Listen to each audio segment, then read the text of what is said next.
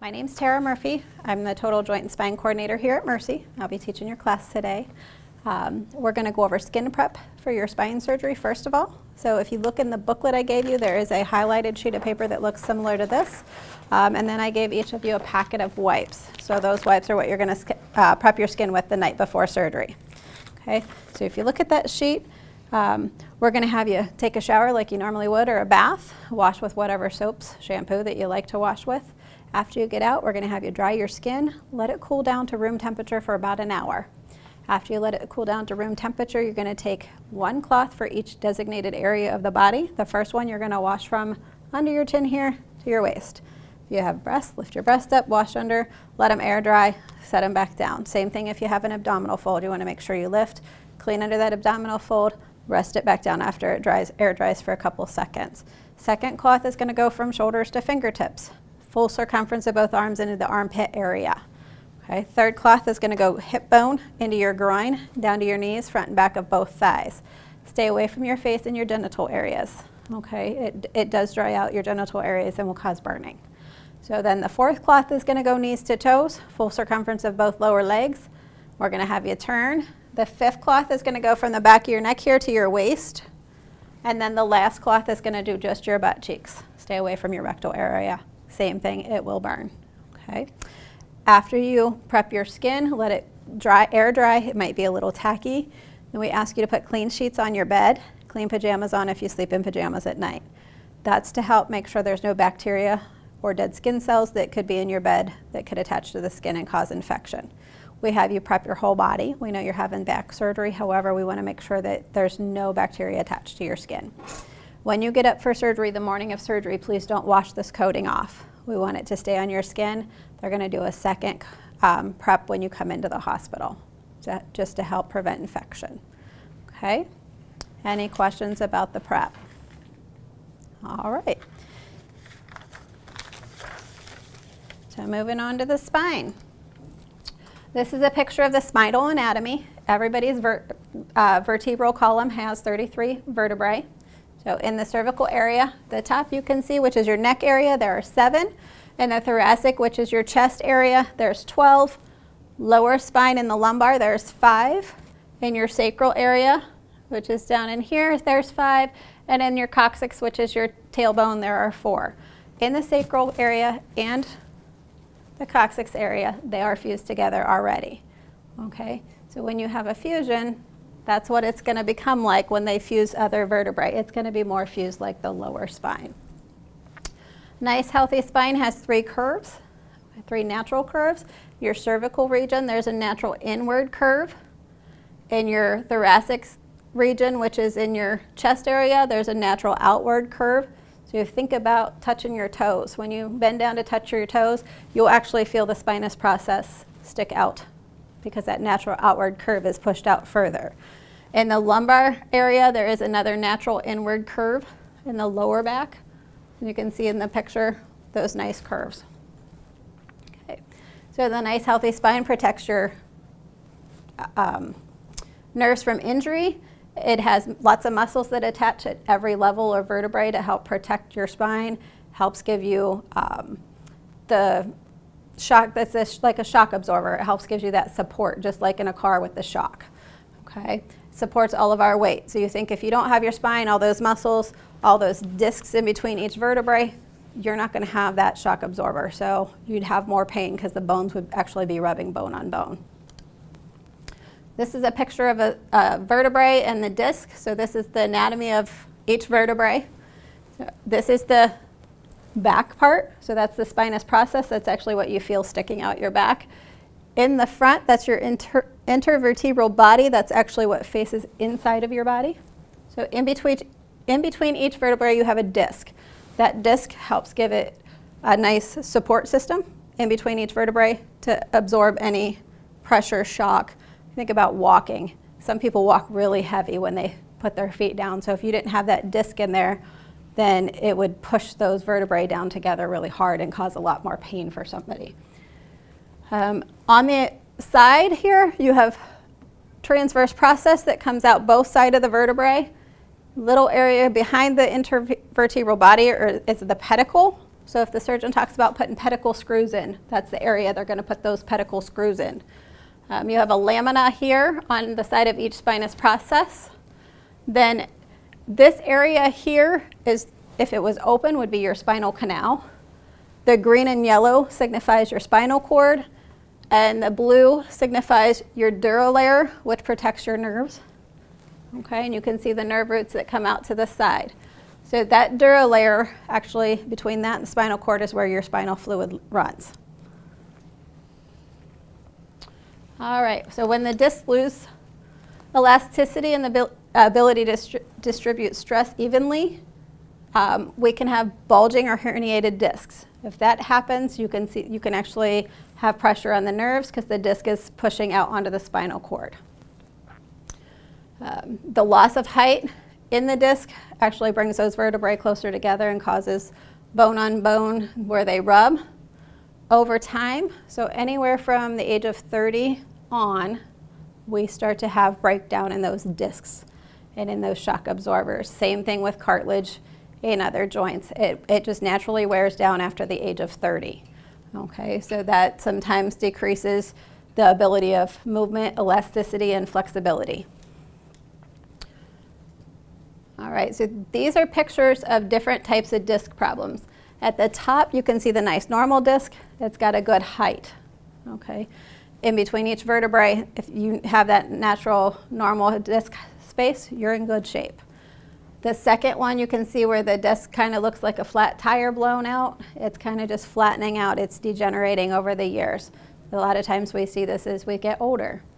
The third picture down is a bulging disc. So you can see the disc is like a bubble in bubble gum pushing out into the spinal cord. So it's kind of bulging out there. In the fourth picture down, that disc is actually herniated out. That would be pinching the spinal cord completely. So if that happens, you're going to have temporary paralysis until they get that herniated disc out of there. Okay. The next level, it's a thinning disc. So you can see how much different disc space height is gone compared to the top picture. Okay.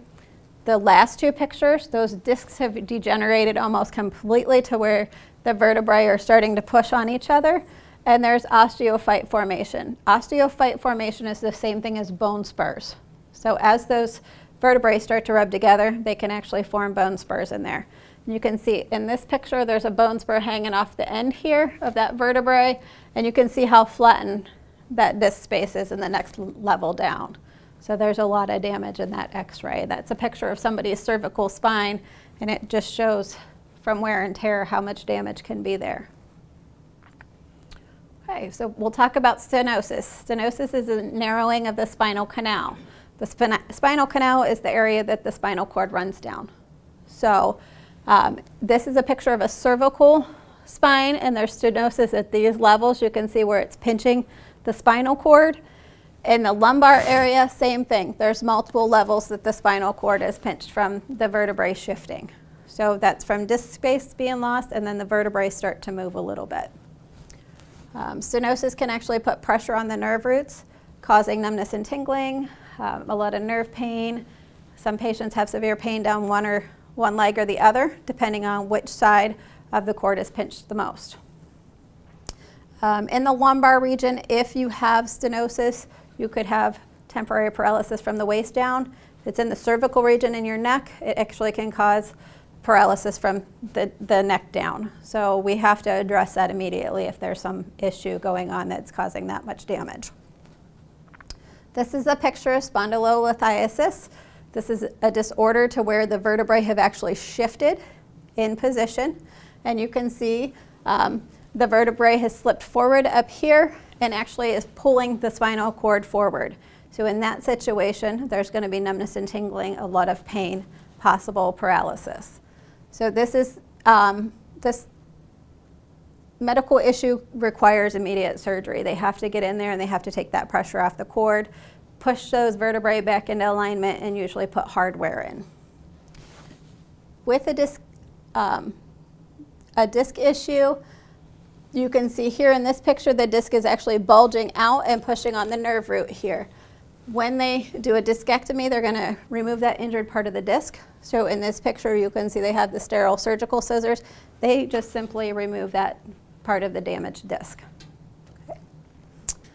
This is a picture of an anterior cervical discectomy and fusion. So this is somebody that's having neck surgery for herniated discs in the neck or spinal stenosis. So what they do is they take a small plate in the front with screws. This is one level. So they've removed that disc out of that damaged area, packed bone graft material in between those two vertebrae, apply the plate, and there's usually 4 screws, 2 in the vertebrae above, 2 in the vertebrae below that damaged disc area. Packing that bone graft material in there allows the bones to fuse together. Okay. And these are different types of braces that they use for cervical fusions. It could be a soft collar or a Miami J collar. So just depending on the surgeon, depends on what type of collar you would need.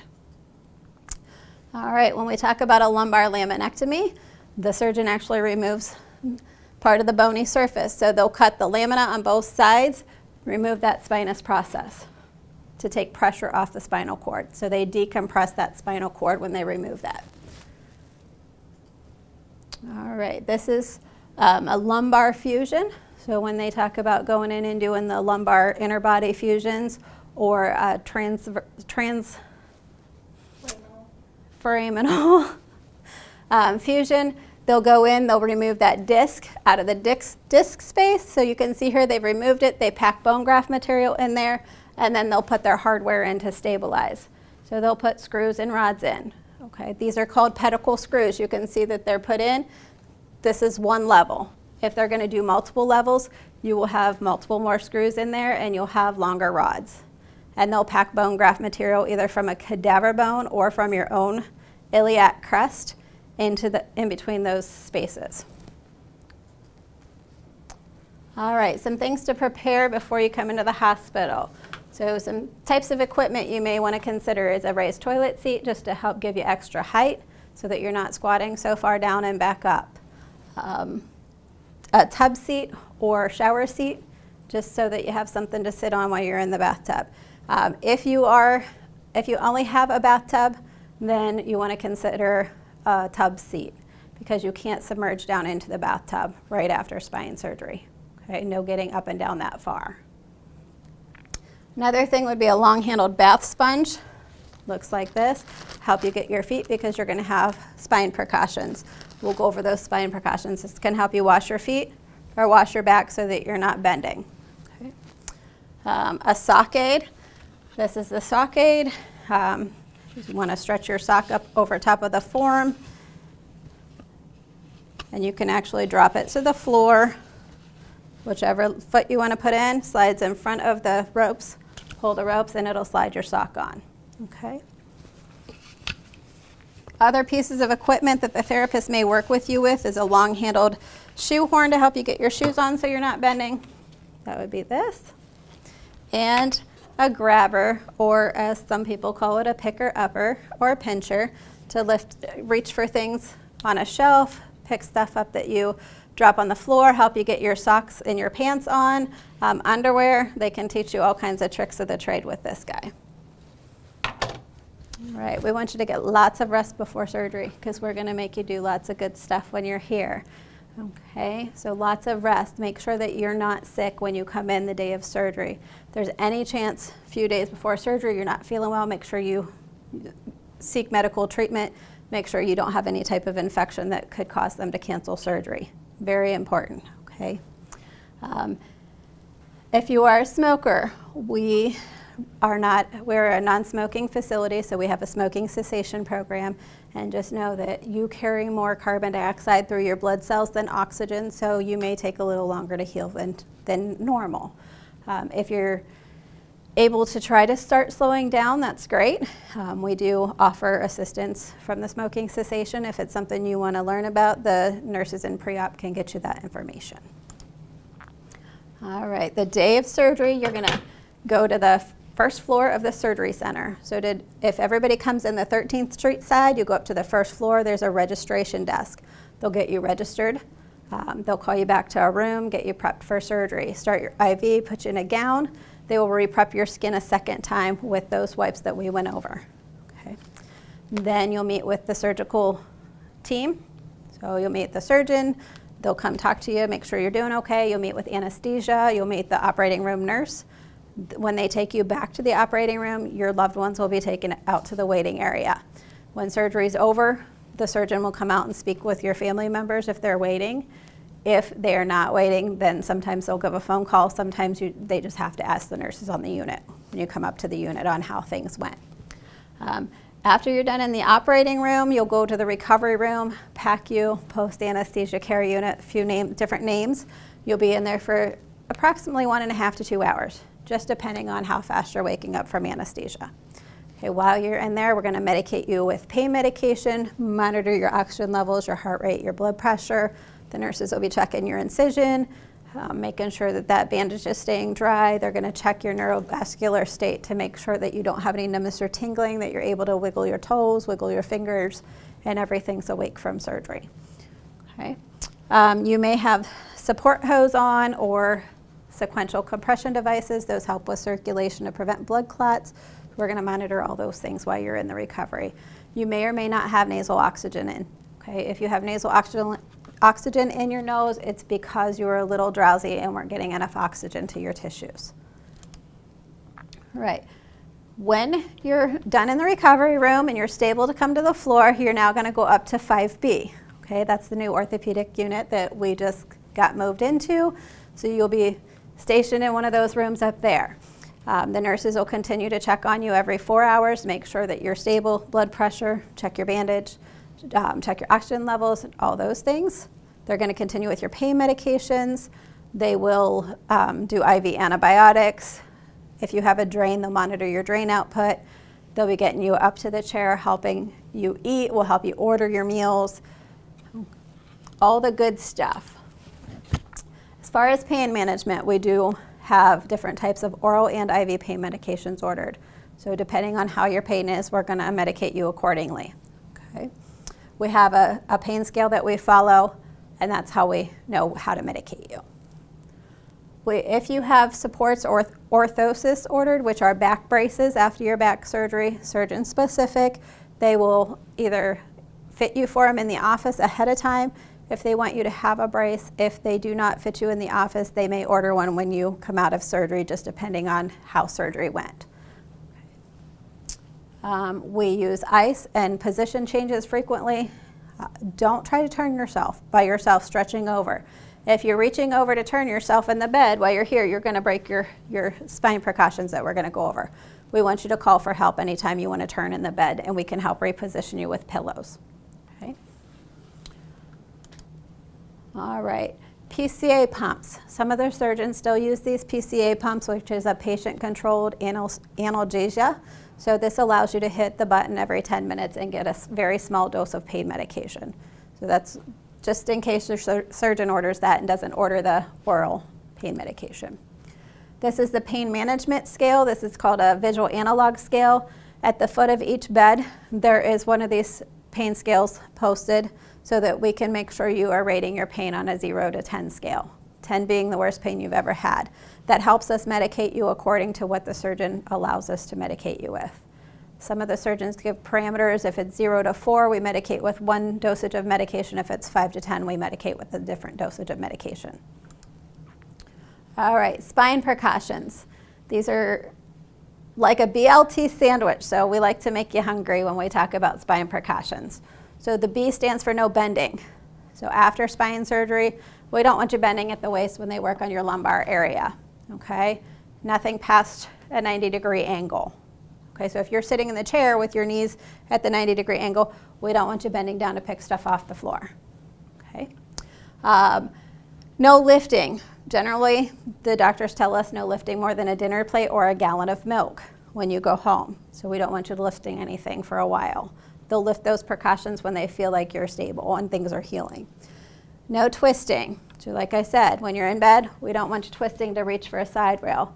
If you're getting up to do something, we don't want you reaching for something on a table across the room from you. Call us and ask us to help you. Okay, we don't want you to twist at the waist and damage anything. If you had your cervical spine done in the neck, we don't want you turning your neck side to side that could cause any damage. Okay. Crawling, we don't want you down on your hands and knees crawling on the floor. And everybody smiles when I say this, but we do have women that go home and scrub their floors on their hands and knees. That's crawling, so you're breaking your spine precautions. The floors can wait until you heal. No crawling and scrubbing floors. And the other one is squatting. So we don't want you to squat down to pick something off the floor or squat down too low to get in a chair. We like you to be at that 90-degree angle. We want you to be in a chair that's at least 18 inches from the floor so that you're not squatting down to get in a chair. If you squat too low, you're going to put pressure on that lower spine and you're going to break those precautions. Okay? If you have a brace ordered, or an orthosis, which is a type of a lumbar brace, you need to have that on anytime you're sitting in the chair, you're taking walks, or you're working with your therapies.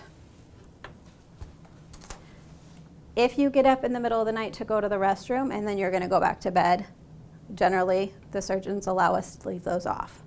Okay, so when you go home, if you're up and moving, you're getting up to go to the restroom in the middle of the night, you don't have to fumble in the dark or wake your loved ones up to find your brace and put it on to go to the restroom. You can get up, go to the restroom, and then head back to the bed, okay? All right, preventing complications, some things we need to talk about. We want to help prevent pneumonia. So we're going to teach you how to use an incentive spirometer. We will issue each of you one of these after surgery. There are 2 indicators on it. The big one in the column, you get it as high as you can. More importantly, you're going to try to hold the blue ball between the little blue arrows on the side by taking a slow, deep breath in. Okay? Pull your mouthpiece out. You want to suck in on it like a straw.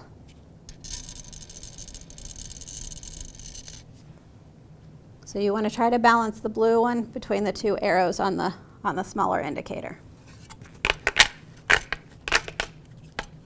We're going to have you do that 10 times an hour when you're awake. So when you're sitting in bed, we want your head up or sitting in the chair. It's going to work best. If you're lying down flat, you're not going to get a good expansion of your lower lungs.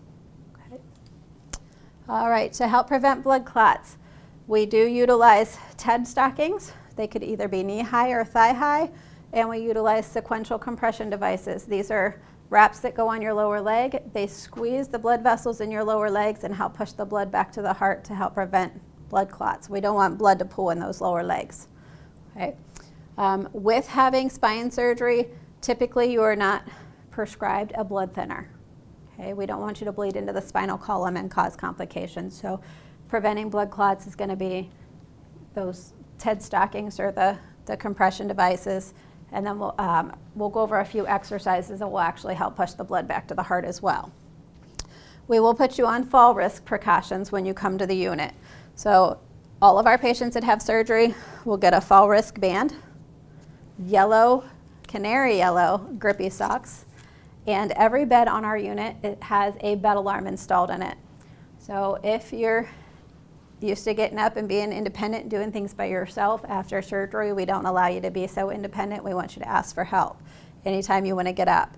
So our bed alarms do get utilized regularly when you have surgery. So if you start to get up by yourself, the alarm will sound, and it sounds clear down the whole nursing unit to where people come running to your room and ask you where you're going.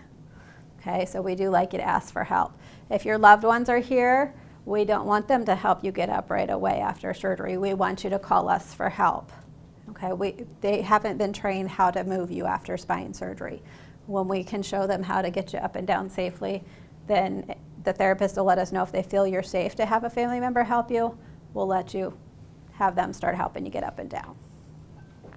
Okay, this is what the TED stockings look like to help prevent blood clots, and the compression sleeves. Okay. Things we do to help prevent infection, hand washing. The nurses are going to sanitize their hands as they walk in the room, as they walk back out. If they're working with any of your body fluids, they're going to wash their hands with soap and water as well.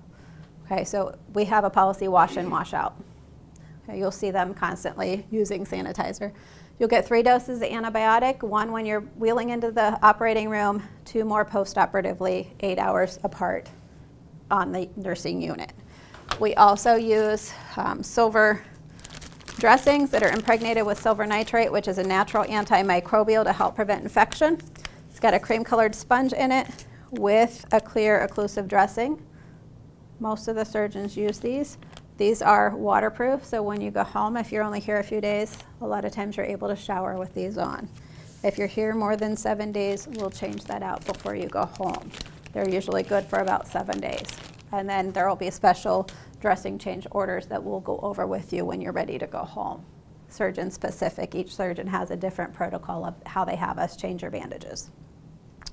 All right, some things to remember to bring with you when you come into the hospital: nice supportive shoes, comfortable clothing that we can help you get on and off. Therapy is going to simulate getting dressed, so we want you to have a full change of clothing with you. If you have pajamas that you normally wear at home, bring those with you the morning after surgery. We'll try to get you dressed in your own clothing so that you're a little more comfortable. Any toiletries you like to use, deodorant, shaving cream, certain things like that. If you want to bring your own, that's fine. We do have a supply of toiletries that we can give you if need be. Okay. Two possible complications we need to talk about. The first one is a spinal headache or a dural tear. So with the spine surgery, they're working close to your spinal cord. Around your spinal cord is the dural layer. If they nick that dural layer, or if you have a cyst there that they're removing, you could end up with a small tear, and the spinal fluid will leak out a little bit. This causes a severe headache, sometimes nausea and vomiting. So generally the surgeon has to have you stay on flat bed rest for anywhere from 24 to 72 hours until that leak seals itself off. We will progressively start to set your head up when the surgeon allows, okay? And as long as you don't have a headache, we'll continue to progressively sit your head up. If you end up with a headache, we lie you back down flat until the surgeon gives us a different time frame, and then we start over.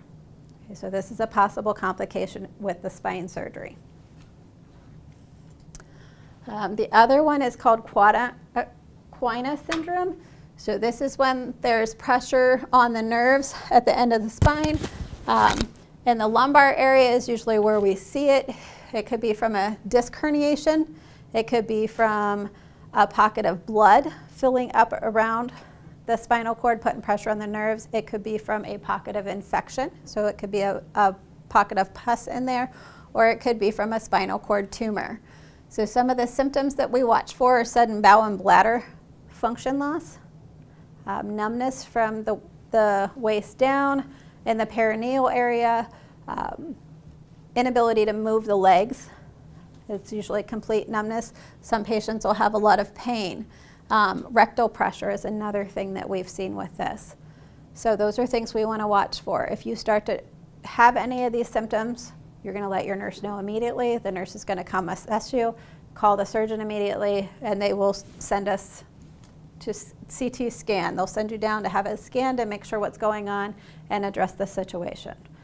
Okay, so if you start to have any of those symptoms after surgery, we want you to notify the nurse immediately.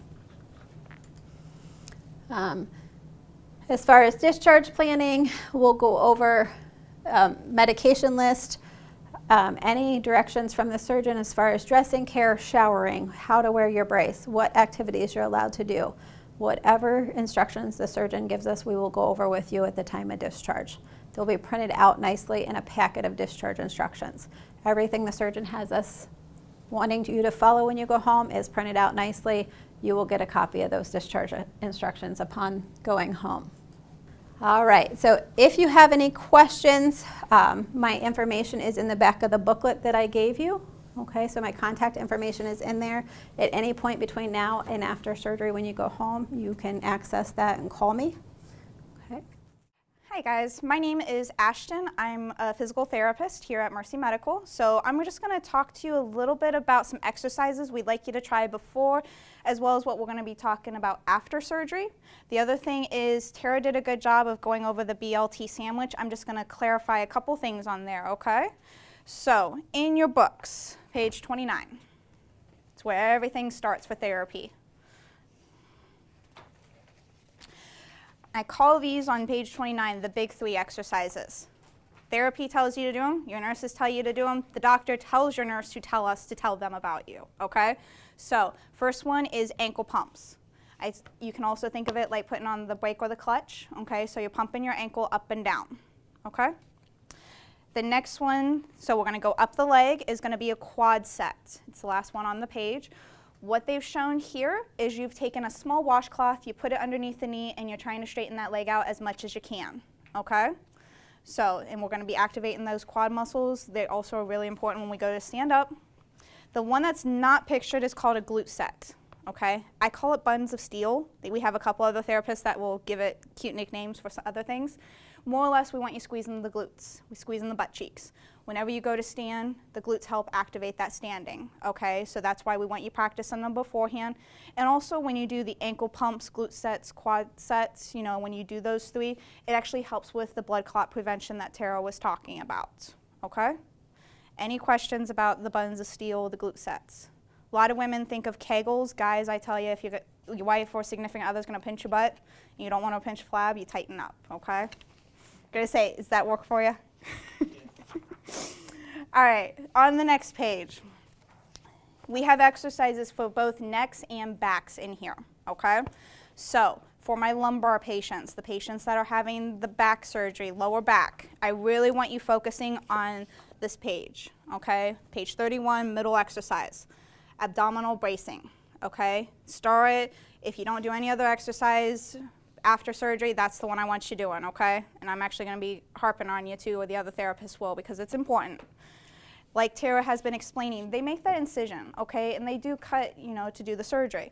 Well, whenever they make that cut, you disrupt the whole core, okay? So by doing this exercise, we activate that core, we start activating both the stomach and the back muscles to give you more support, okay? If you do have a brace, it kind of acts like in conjunction with the brace to help give you stabilization. If the doc doesn't give you a brace, then at that point what happens is it gives you that stability, okay? So the picture as it stands is laying on your back. Imagine a string where you're pulling from the belly button to the spine. You're pulling the belly button in. I don't want to see puff of the chest, okay? That's not the exercise. It's pulling the stomach muscles in. A lot of times what I've been using for patients, because it's like, okay, that's a little strange to try and think of that. Think of it as if, okay, and sorry, we're gonna use food again. It's Thanksgiving dinner, you've had too much to eat, trying to button up your pants, guess what? You can't button them. What do? You suck that belly button in to try and tighten the pants up. Same movement there, okay? So that's a big exercise for you whenever you have the back surgery.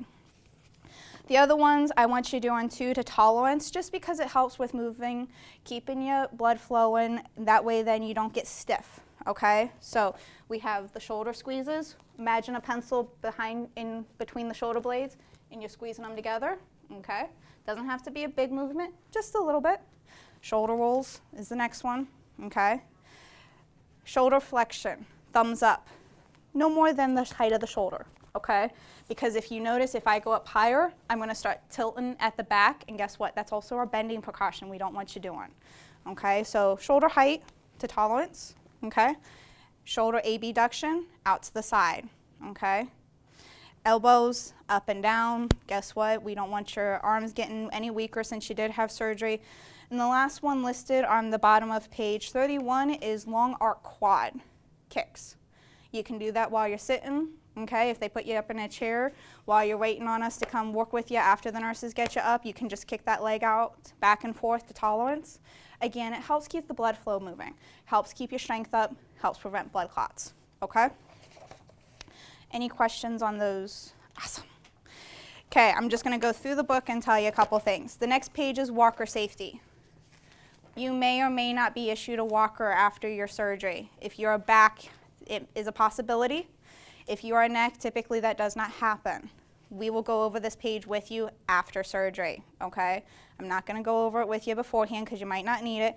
My only request is that if we give you the walker, don't be like this, okay? Sorry. So if you're looking at your walker and walking, I don't want this, okay? Because guess what? That's you bending, you're putting undue stress on the back. Try and be as upright as you can, okay? In general, anytime you're up, try and be upright, be it when you're sitting, be it when you're standing, okay? This movement here, you're gonna start healing like that, and it's gonna make it hard for you to be upright, okay? Let's put this back over here. All right, so the page 34 and 35, this is where I get to talk to you about that twisting that I'm gonna add on to Tara's. So you have the BLT sandwich. All right, Tara was talking about, no going like this when you're twisting in bed. If you need something, let us get it for you. It also is very important when you're getting in and out of bed. We do something called the log roll, okay? You may or may not have already figured out that this helps eliminate your pain at home. If you haven't and you're just sitting straight up out of bed, try this, please, okay? It makes it a lot easier when you've practiced it beforehand, and it also helps with a lot of pain relief, okay? So the pictures show you're laying on your back. You bend your knees. You roll onto your side, whichever side is more comfortable to you. So you're laying sideline, bring the legs over to the edge of the bed, bring them down. As the legs come down, push up with the elbow so you sit upright, okay? There is pictures here. You can also Google it, YouTube it, whatever you feel like doing if my explanation doesn't sound the greatest, sorry. To get back into bed, you sit down, you go down on your elbow, bring the feet up. When you're laying on your side, then you roll back onto your back. Okay?